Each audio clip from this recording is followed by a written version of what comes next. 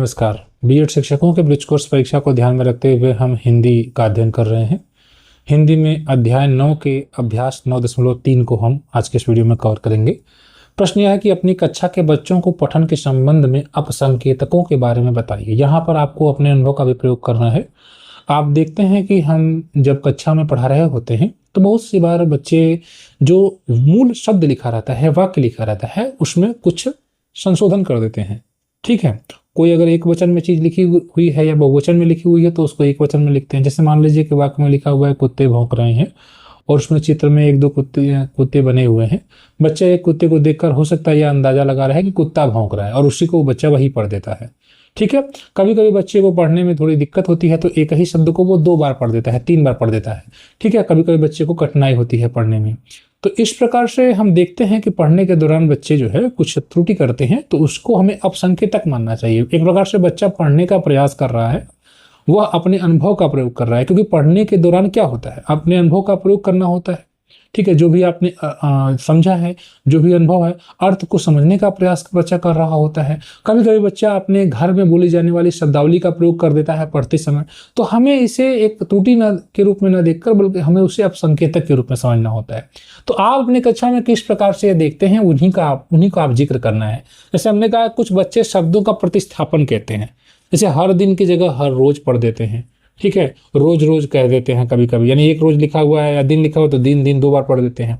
कई बच्चे किसी शब्द या वाक्य को छोड़ देते हैं। ठीक है, कभी कभी हम जब बच्चों को पढ़ा रहे होते हैं तो जैसे वाक्य में शब्द पूरा लिखा हुआ है पैराग्राफ, तो पैराग्राफ पढ़ते समय बच्चे 1-2 लाइन या एक दो वर्ड कभी कभी भूल जाते हैं, नहीं पढ़ते हैं। तो कभी कभी वो जल्दी के चक्कर में गलती इस प्रकार से कर देते हैं। कुछ बच्चे अतिरिक्त शब्दों को जोड़ भी देते हैं, जैसे वह जाता है तो कभी कभी जा रहा है बच्चे बोल देते हैं। किसी शब्द वाक्यांश को दोहरा देते हैं।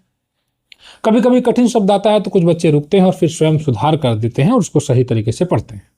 इसके अलावा कभी कभी बच्चे अपने घर में बोले जाने वाले शब्दों का प्रयोग करते हैं। जैसे बच्चा चूहा को अगर मूस पढ़ रहा है तो उसके घर में हो सकता है कि चूहा को मूस कहा जाता हो, तो उसके परिवेश के में बोले जाने वाली शब्दावली का बच्चा प्रयोग कर रहा है। इसका मतलब यह है कि वह अर्थ तो समझ ही रहा है। ठीक है, तो शिक्षक को उन्हें अपसंकेतक के रूप में देखना चाहिए। ये त्रुटियां नहीं बल्कि बताया जा रहा है कि बच्चे पढ़ते समय अर्थ को समझने का, ग्रहण करने का प्रयास कर रहे हैं। इनका विश्लेषण करके शिक्षक बच्चों की पठन रणनीतियों को, समझ को और कठिनाइयों को बेहतर ढंग से जान सकते हैं। जैसे एक प्रश्न है कि चूहा के स्थान पर मूस पढ़ना क्या दर्शाता है। आपको एक टिप्पणी करना है। तो जैसा कि हमने कहा कि यहाँ पर एक शब्द के बजाय दूसरा शब्द क्या दिया गया, लेकिन इसका एक उचित कारण है। शिक्षक ने जब पता लगाया तो देखा कि उस बच्चे के परिवेश में, उस बच्चे के माता पिता या आस पड़ोस, इस प्रकार के शब्द ही उस चूहे के लिए बोला जाता है। तो अध्यापक ने यह तो समझ लिया कि बच्चा अर्थ को समझ रहा है, बस उस शब्द से परिचित नहीं है। तो बच्चे के उसी भाषा, उसी शब्द का प्रयोग करके उसी के सहारे एक ब्रिज के रूप में काम करते हुए उस शब्द के सहारे अध्यापक नई शब्दावली जो हिंदी में सिखा रहे हैं उसको बच्चे को सिखाएंगे। जैसे अध्यापक ने कहा कि तुमने इसको मूस पढ़ा है, ठीक है, तुमने भी सही पढ़ा है, लेकिन हम हिंदी भाषा पढ़ रहे हैं और हिंदी में इसको चूहा भी कहा जाता है, तो आपने जो मूस कहा है उसको कहते कहते आप चूहा भी कहिए तो ज़्यादा बेहतर होगा। इस प्रकार से हम इसको ट्रीट करेंगे। वही बात यहाँ समझाई गई है, दर्शाता है कि बच्चे अपने अनुभव या स्थानीय बोली या घर की भाषा का उपयोग करते हुए पढ़ रहा है। उसने शब्द बदल दिया लेकिन अर्थ वही रखा, अर्थ वही है। इससे स्पष्ट हो रहा है कि बच्चा केवल अक्षरों की नहीं पढ़ रहा है बल्कि अर्थ को समझते हुए अपने प्रसिद्ध भाषा का सहारा ले रहा है। ठीक है, ऐसी स्थिति को सामान्य गंभीर त्रुटि नहीं माना जाता। सामान्यतः शिक्षक को बच्चे की भाषा का सम्मान करते हुए उसे मानक भाषा का सही शब्द सिखाना चाहिए। तो निष्कर्ष के रूप में हम ये कह सकते हैं कि चूहा के स्थान पर मूस पढ़ना यह दर्शाता है कि बच्चा अपने स्थानीय भाषा और अनुभव के आधार पर अर्थपूर्ण पठन करने का प्रयास कर रहा है। यह एक अपसंकेतक है, केवल त्रुटि नहीं है। अब इसमें एक अगला प्रश्न देखिएगा। मानिक एक कहानी पढ़ रहा है। कहानी में वाक्य है कि राजा ने अपने मित्र से रथ पर चढ़ने का आग्रह किया। मुद्रण त्रुटि के कारण चढ़ने का च प जैसा दिख रहा है, तो मानिक ने पढ़ा राजा ने अपने मित्र से रथ पर पढ़ने का आग्रह किया। इस अपसंकेतक की व्याख्या आप किस रूप में कर सकते हैं? क्या आप इस सूचना के आधार पर मानिक के पठन कौशल पर टिप्पणी करने में खुद को सक्षम पाते हैं? तो सिर्फ एक शब्द के सहारे हम किसी बच्चे के पठन का 100% आकलन नहीं कर सकते ना। अब पूरा पैराग्राफ है, पूरी स्टोरी आप बच्चा पढ़ रहा है, उसमें कहीं एक शब्द में अगर बच्चे को थोड़ा बहुत दिक्कत हो गई तो हम उसके आधार पर नहीं निर्णय ले सकते हैं। पहली तो ये। अब त्रुटि होने का भी कारण हो सकता है कि बच्चे ने जल्दबाजी कर दी हो, जल्दी बच्चे ने देखा ना हो, बच्चा अर्थ न ग्रहण कर पाया हो। ठीक है, अगर वह अर्थ ग्रहण कर पाता तो रथ पर पढ़ने का आग्रह किया गया, रथ पर चढ़ने का आग्रह वो समझता।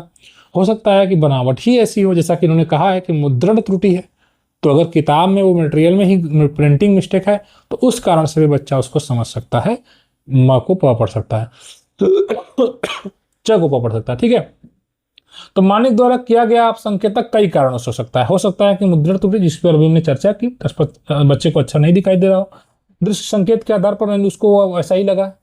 ठीक है, अब यहाँ पर जैसे च है तो इस चीज को देखकर उसने प जैसा बोल दिया, तो हो सकता है उस बच्चे को उसी तरह दिखाई दिया, उसने जो पढ़ा वो पुस्तक में दिखाई दे रहे अक्षर के अनुसार था, इसलिए यह आवश्यक नहीं कि उसकी पठन क्षमता की कमी हो, क्योंकि लिखा तो वही था। यदि वह आगे चलकर अपनी गलती को सुधार लेता है तो यह उसकी स्व सुधार क्षमता को दर्शाता है। वो बच्चे कभी कभी रिपीट करके उसको सही कर लेते हैं दोबारा। तो क्या केवल इस सूचना के आधार पर आप पठन कौशल का टिप्पणी करेंगे? नहीं, हम नहीं करेंगे। केवल एक संकेतक के आधार पर किसी विद्यार्थी के पठन कौशल का आकलन नहीं कर सकते आप। सही निष्कर्ष निकालने के लिए आप कुछ अन्य चीजों को देखिए, जैसे क्या मानिक पूरे पाठ का अर्थ समझ पा रहा है कि नहीं, पूरे पाठ को देखिए समझ पा रहा है कि नहीं, एक शब्द सारा नहीं पढ़ समझ सकते आप।